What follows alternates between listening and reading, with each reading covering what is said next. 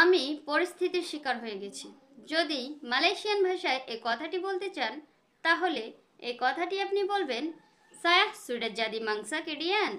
saya sudah jadi mangsa kedian। এর অর্থ হচ্ছে আমি পরিস্থিতির শিকার হয়ে গেছি।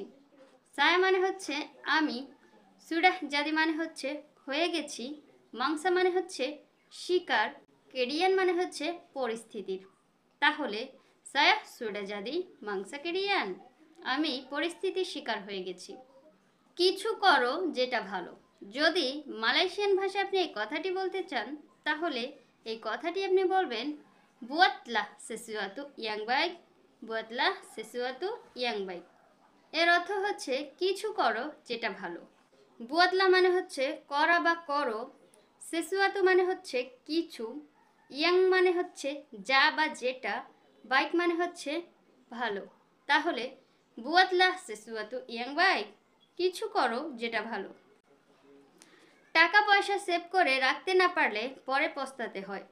যদি এই কথাটি আপনি মালয় ভাষাতে বলতে চান, তাহলে এই কথাটি আপনি বলবেন, kalau tak pandai jimat duit menyesal nanti, kalau tak pandai jimat duit menyesal nanti। এর অর্থ হচ্ছে টাকা পয়সা সেভ করে রাখতে না পারলে পরে পস্তাতে হয়।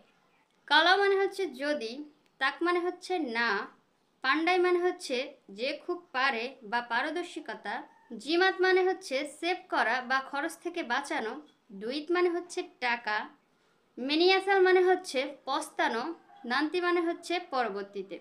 তাহলে কালাও তাক পান্ডাই জিমাত দুইত মেনিয়াসাল নান্তি, টাকা পয়সা সেভ করে রাখতে না পারলে পরে পস্তাতে হয়।